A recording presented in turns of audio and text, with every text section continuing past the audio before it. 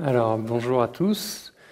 Donc, on va parler d'Accelerate cet après-midi. Alors déjà, c'est un atelier. Donc, on va faire une petite présentation et après, on viendra autour des tables pour participer un peu, une sorte de petit jeu avec des dés. On est beaucoup, donc voilà, on sera une petite dizaine par table. Je vais commencer par introduire un peu ce que c'est Accelerate. Peut-être que certains d'entre vous en ont déjà parlé. Donc déjà, moi c'est Antoine Cailly, consultant formateur à Zenica Rennes. Et moi c'est Kevin, je suis également formateur à Rennes, mais également, Ouais. Et également agiliste et coach agile. T'es démuté. Tu peux refaire. Ouais, non, mais de toute façon, je suis sûr qu'au fond, ils avaient entendu, ça sert à rien de répéter. Donc Accelerate, à la base, c'est un bouquin qui a été publié en 2018, qui est le fruit de plusieurs années de recherche, qui est né, en fait, il y avait une boîte qui s'appelle Puppet, qui éditait un State of DevOps chaque année. Donc c'est c'est un grand questionnaire à adresser à toutes les entreprises. Et il y avait plein de données à analyser. Et donc, il y avait des gens chez Puppet qui analysaient ces données-là, qui publiaient un rapport chaque année, State of DevOps. Et puis, il y a une personne qui s'appelle Nicole Forsgren qui les a rejoints ensuite pour apporter une petite touche un petit peu plus scientifique, statistique à tout ça. Et voilà, la compilation des données récoltées pendant ce rapport et des analyses qui en ont été faites a donné un bouquin. Et qui va parler de 24 pratiques clés mesurables et qui sont censées accélérer, aider à avoir des hautes performances organisationnelles. On va voir un petit peu plus ce que c'est dans le détail pendant l'atelier. Donc les gens qui participent derrière ça, il y a des gens assez connus. Donc Nicole Forsgren, qui les a rejoints, en cours de route, qui travaille au laboratoire Dora, qui est un laboratoire de Google qui s'occupe de cette partie-là maintenant, qui continue en fait tous ces travaux-là autour d'Accelerate. Il y a Jenny Kim, qui est un co-auteur du DevOps Handbook, qui est un peu considéré par beaucoup comme un peu la première bible du DevOps, et puis qui a aussi écrit un bouquin qui s'appelle The Phoenix Project, qui est une sorte de conte moderne, ouais, pour illustrer un peu une situation. Bon, c'est un peu romancé, mais pour illustrer les apports du DevOps et de toutes les pratiques dans un scénario un peu réaliste, mais qui est très bien, je vous conseille. Ça se lit très bien, c'est que en anglais, mais pour le coup, c'est un petit roman qui se lit très facilement. Et c'est rigolo parce qu'à chaque fois qu'on tombe sur les frasques des collègues du héros, on se dit « Ah, ça, j'ai jamais rencontré ça dans ma société. Jamais !» Et Jason Bull, qui est auteur aussi de pas mal de bouquins autour du DevOps, qui est une figure assez connue. Donc voilà, des grands noms qui ont participé à cet ouvrage-là. Et donc, en plus des 24 capacités qu'on va étudier pendant l'atelier, il y a aussi 4 KPI autour desquels sont centrés Accelerate. 2 indicateurs de vitesse, donc la fréquence de déploiement et le lead time for change.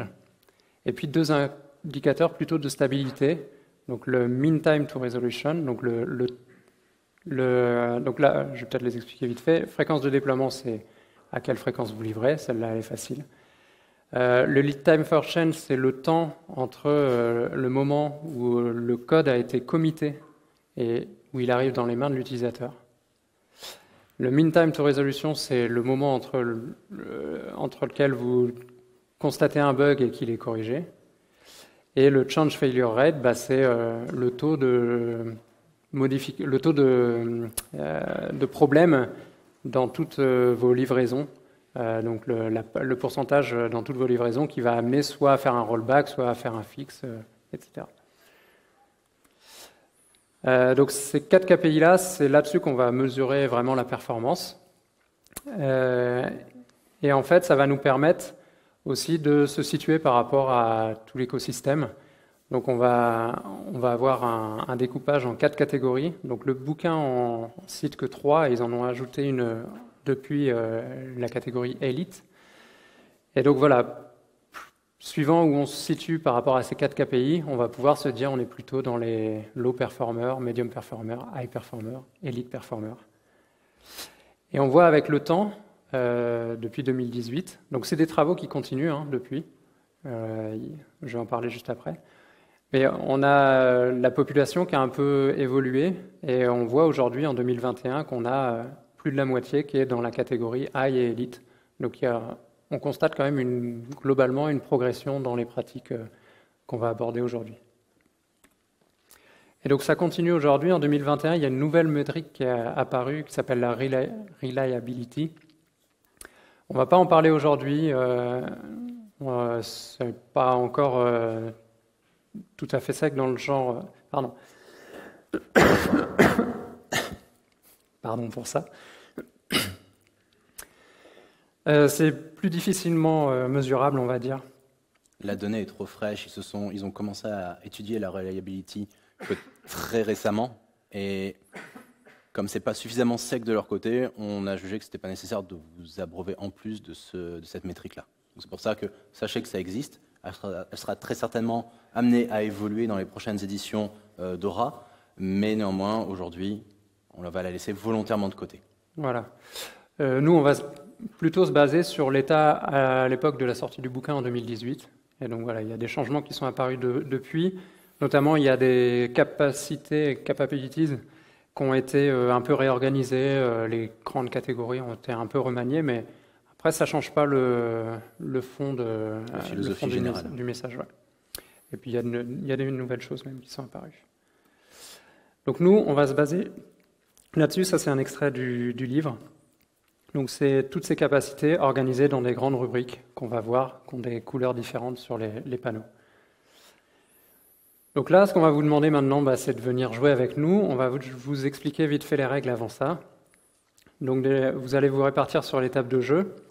Va y avoir un dé sur chaque table. Donc l'idée, c'est qu'il va y avoir des cartes capacités qui vont être les cartes de couleur et les cartes outcomes, donc cartes objectifs, qui vont être les cartes blanches.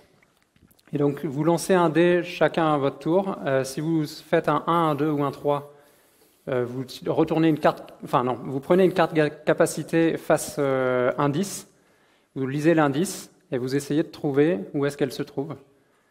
Et puis, si c'est un 4 ou un 5, vous prenez les cartes objectifs et vous faites la même chose. Vous lisez l'indice et vous essayez de deviner où elle se trouve. Et si vous faites un 6, vous essayez d'expliquer un lien de prédiction qui va se trouver, c'est toutes les flèches qui vont se trouver entre les différentes flèches. Donc ça, c'est une invitation pour que vous discutiez. Est-ce que vous êtes d'accord? Est-ce que vous pensez que c'est logique? Est-ce que vous avez un retour personnel qui vous permet de confirmer ça, ou au contraire, vous n'y croyez pas, etc. Donc ça, c'est plutôt une invitation à discuter entre vous, sachant que vous n'avez pas besoin de sortir un 6 au dé pour discuter entre vous. C'est un peu le principe de l'atelier. Si vous avez envie d'échanger autour de ces pratiques-là, allez-y, vous ne bridez pas. Est-ce que vous avez des questions avant qu'on commence? Alors, nous sommes beaucoup aujourd'hui. L'atelier n'est pas forcément prévu pour autant de personnes. Ça n'empêche qu'on va tous jouer, on va se faire plaisir quand même. Du coup, je vous propose, s'il n'y a pas de questions, je vais peut-être parler un peu vite. Pas de questions? Alors, on va essayer peut-être de rajouter des infos qu'on n'a peut-être pas dites à tout le monde, ou voilà. Notamment le fait les cultures pathologiques, etc. En fait, ce qui est intéressant dans la deuxième partie du bouquin, c'est qu'ils expliquent quelles questions ils ont utilisées pour savoir dans quelle culture on se trouvait. Donc, vous pouvez reprendre le questionnaire, il vous explique comment compiler les résultats. Ça peut éventuellement être un test à réaliser chez vous. Il y a aussi sur le site de Dora, je vais y aller. Donc en fait, Dora, je l'ai évoqué tout à l'heure, c'est le lab qui a un peu repris tous ces travaux-là. Et donc Dora, Là. C'est ça. Ah mais j'ai pas la manette, je cherche... je suis pas connecté, ça va pas marcher. Dora, sur le site de Dora, il y a des questionnaires qui permettent de rapidement se situer sur est-ce qu'on est élite, high, medium, low performer. Et je crois qu'il y a un autre questionnaire mais je ne sais plus à quoi il sert. Mais en tout cas, voilà, c'est rapide, ça prend 5 minutes, c'est intéressant. Dessus, vous retrouverez le PDF à jour, donc avec les nouvelles capacités, avec les réorganisations un peu différentes. Mais comme je vous ai dit, ça reprend un peu le même principe. Est-ce que tu veux ajouter autre chose sur des choses qu'on n'aurait pas parlé? Je vais plutôt poser des questions sur comment ils se sont sentis. Voilà. Donc ça, c'est Maintenant, c'est à vous de nous dire... Comment vous vous êtes sentis sur cet atelier? Il y a même un micro. Il y a même un micro, c'est magnifique. Merci en tout cas aux organisateurs pour toute cette journée. Comment vous vous êtes sentis? C'est si terrible que ça. Ok. Pardon? Vidé. Frustré. Ah. Intéressant. Pourquoi? On en est loin? Ok. Est-ce que ça fait voir des opportunités, ce genre de choses, ou sans plus? Ok. Donc j'ai pas le pouvoir de changer ça. Je pense pas. Alors c'est vrai que c'est toujours compliqué de se retrouver dans une situation où on n'a pas les coups des franches. On va pas te faire de grands discours sur tu peux motiver un petit cercle de copains et vous allez changer le monde. C'est pas vrai. Néanmoins, ce que tu peux faire, c'est contacter tes supérieurs et leur dire j'ai été à une conf qui était super géniale, qui a été faite par Zenica, et je te donne les contacts, ils viendront jouer chez toi. Ça, c'est possible. Ah, en vrai, mais ça, c'est vrai aussi. C'est vrai, c'est pas des conneries. Pour le coup, c'est un atelier qui s'adresse à tout le spectre, on va dire, du top chef jusqu'aux équipes. L'angle est juste différent, et puis ce qu'on va en retenir est juste différent. Mais ça permet aussi de faire se relier un peu tous les mondes dans toute la pyramide managériale de l'entreprise.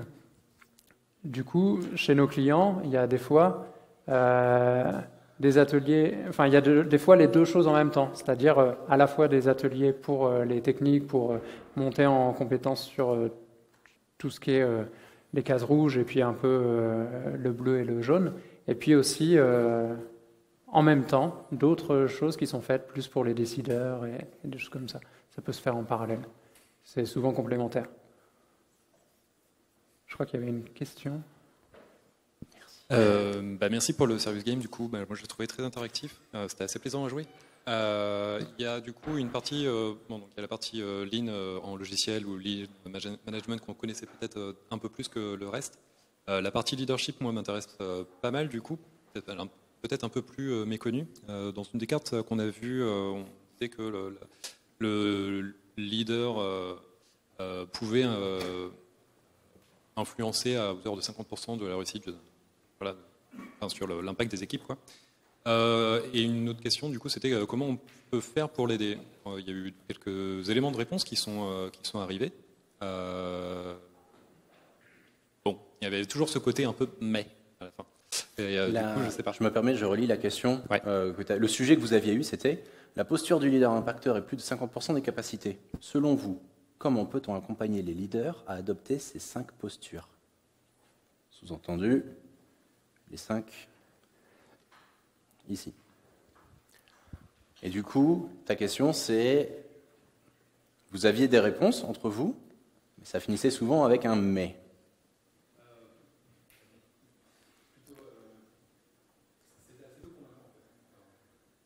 Les réponses étaient en fait partielles. Donc ok, on peut essayer de le former, etc. Essayer de lui donner les moyens en fait pour arriver à ça. J'ai quand même l'impression que c'est un truc en fait. Enfin, ok, d'accord, formons-le, mais et ensuite. Et il y a quoi en plus? Le former, mais à quoi? Enfin, comment tu formes quelqu'un sur du leadership? Typiquement, il y avait, je ne sais plus quelle était la case, du coup, sur la communication. C'était quoi? Inspirante. Il y a des formations pour de la communication inspirante. Communication inspirante, tout à fait. Alors, j'ai quelques éléments de réponse. Maintenant, je vais pas te donner de solution miracle parce que figure-toi que si jamais il y avait des solutions miracles, il y a des sociétés qui les vendraient, que ça marcherait du premier coup. Et on serait plus dans la situation aujourd'hui où on a encore des cellules de leaders, dits leaders, qui sont en réalité plus des cheffaillons. Comment tu changes ? Déjà, il faut une volonté. Tu ne pourras jamais les forcer à changer. Tout le monde est pour le changement, mais personne n'est pour le fait de changer soi-même. Donc à partir de là, si tu as une équipe de direction qui a décidé que ça serait comme ça, c'est comme je disais, monsieur Dufont, bon courage. Hein. Il n'y aura pas grand-chose qui va changer. Il faut toujours que, selon moi, il faut que les changements viennent d'eux-mêmes ou de leur propre direction. Un rachat d'une société peut amener à un changement positif ou négatif sur le comportement global de la strate managériale. Comment on pourrait néanmoins faire, nous, péons de base, au fin fond de l'échelle, où on se dit, mais bon sang, il y a quand même moyen de mieux faire.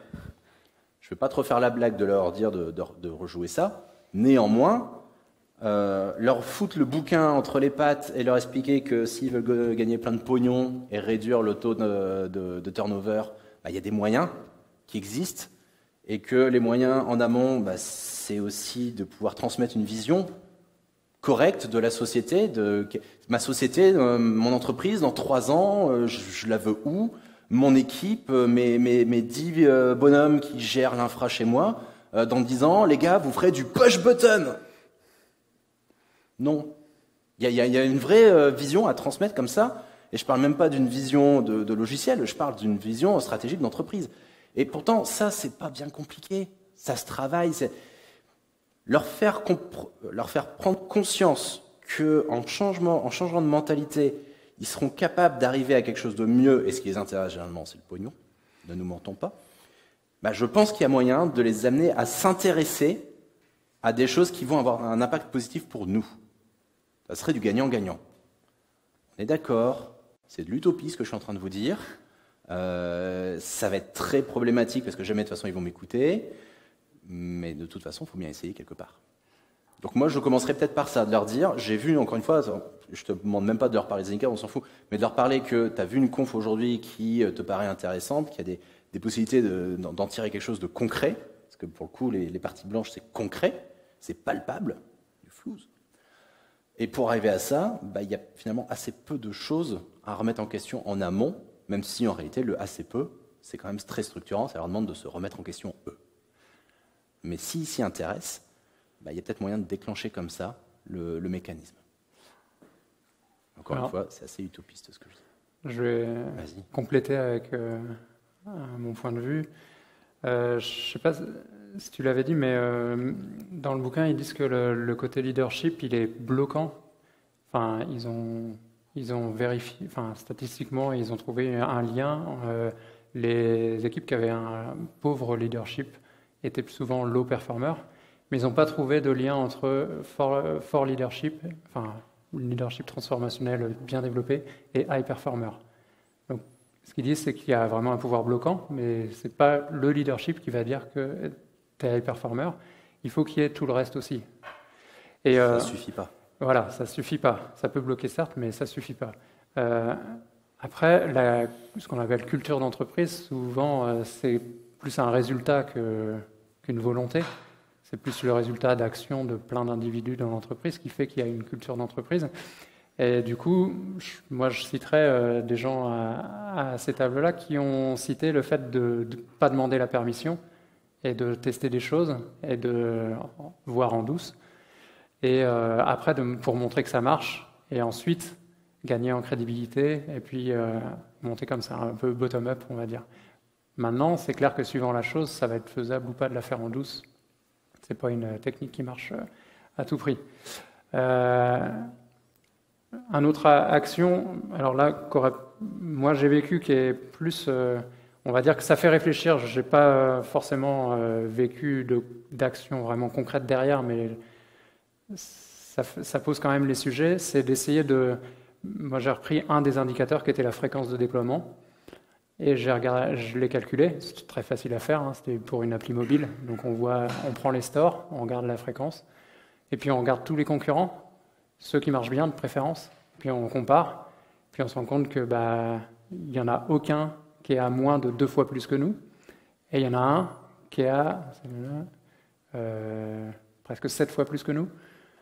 Donc là, on leur dit, voilà, je vous pose ça là, mais au moins ça c'est du concret. Et je vous parle de ça dans ce cadre d'Accelerate, etc. Après,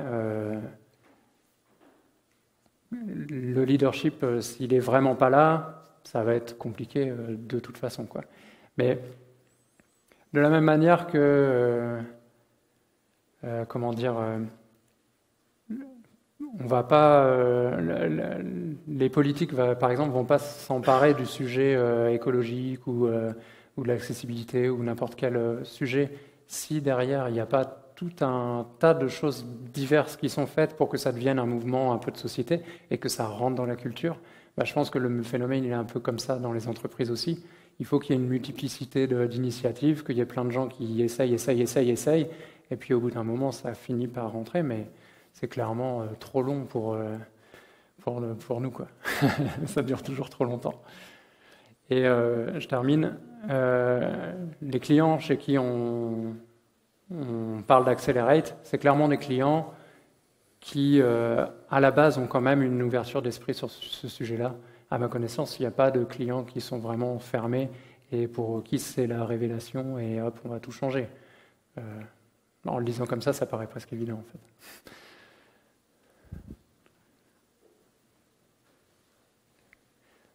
Est-ce qu'il y a... Ouais. Je pense que c'est une question d'échelle. Bonjour. Merci. Oui, il y a une question d'échelle, c'est-à-dire que je pense qu'un problème de leadership, on ne va jamais avoir toute une boîte qui va être réfractaire au changement. Effectivement, commencer à travailler dans ta pizza team de 5 personnes, là tu vas déjà pouvoir itérer et effectivement convaincre et gangréner le système petit à petit, quoi, et gagner.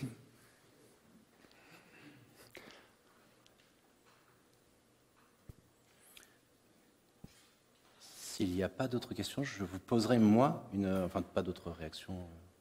Moi j'ai une question encore. Comment ça s'est passé? Quelles difficultés vous avez pu rencontrer en jouant cet atelier? Et interdiction de dire que les images n'étaient pas assez claires.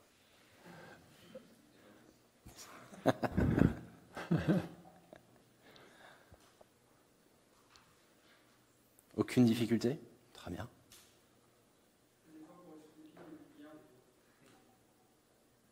On a trouvé un peu de difficulté pour expliquer les liens entre les groupes, cadres.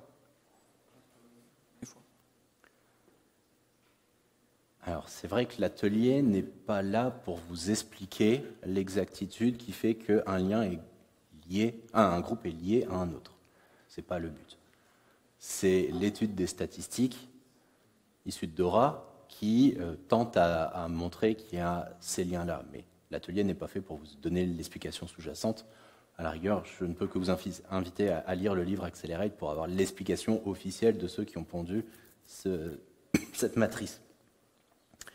Ce qui est intéressant par contre, c'est que même si vous avez eu de la difficulté à expliquer, j'imagine qu'il y a quand même eu un début de discussion avec des hypothèses.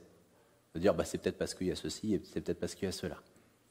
Et le but de l'atelier, c'est justement de profiter de ces échanges-là pour faire émerger des hypothèses qui vous permettront de revenir à votre boulot demain matin et vous dire il y a peut-être moyen de faire ceci. Je sens qu'il y a moyen un peu plus facilement de travailler à mon niveau sur ce lien plutôt que celui-ci parce que je me sens plus à l'aise avec ça. Est-ce qu'il y a des liens en particulier sur lesquels vraiment vous étiez complètement sec et vous ne vous expliquez pas pourquoi il y a ce lien-là? On a beau creuser en long, en large, en travers, je ne comprends pas comment ils ont pu tirer le lien. Je parle pour tout le monde. Hein. Vous avez intérêt à répondre parce qu'il nous reste 14 minutes, parce que si on a fini, moi je vous garde ici, et puis on attend 14 minutes pour rien.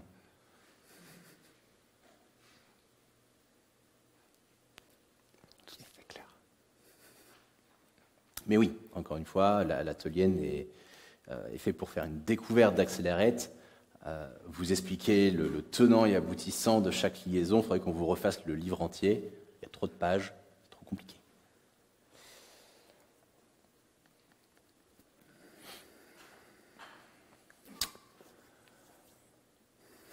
Si on a... Bon, moi, j'ai pas grand-chose à rajouter. On peut peut-être faire un point du coup sur la culture de Westrum. Ouais, mais je pense que on l'a expliqué à toutes les tables. Ouais. Moi, je l'ai expliqué dans les grandes lignes. J'ai pas fait le détail de point par point. Oui, okay. J'avais fait surtout le messager.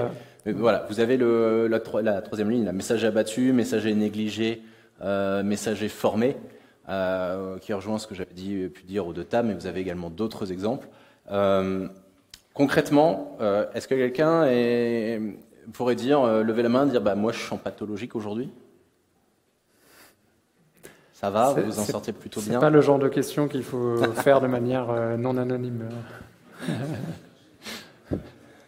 Bon, heureusement de nos jours, on est un peu plus en bureaucratique, heureusement. Mais j'en ai connu du pathologique, malheureusement.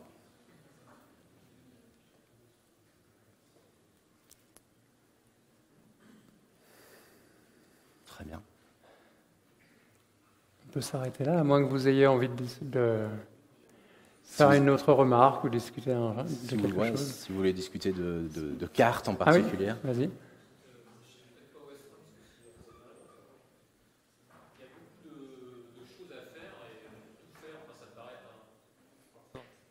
Tout faire, ça paraît être un peu idéal, un monde magique, clairement.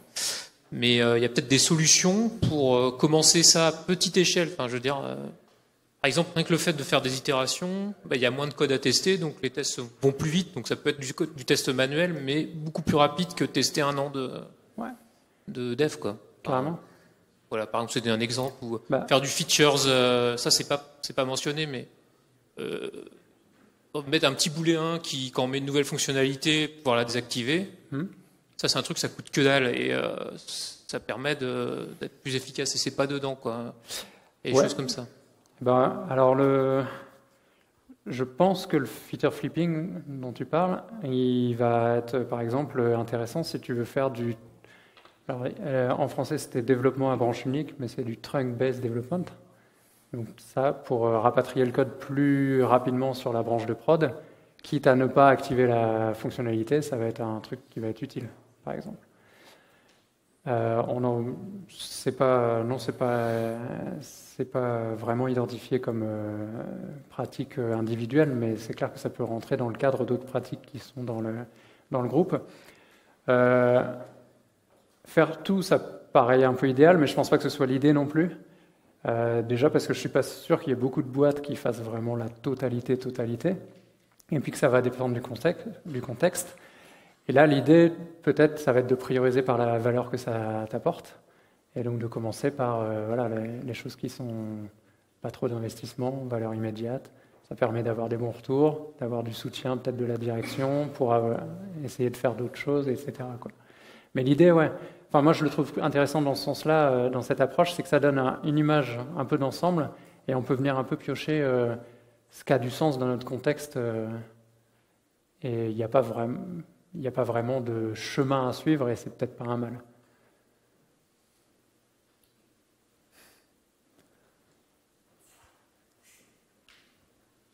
Bon, il nous reste à vous remercier, déjà pour votre participation.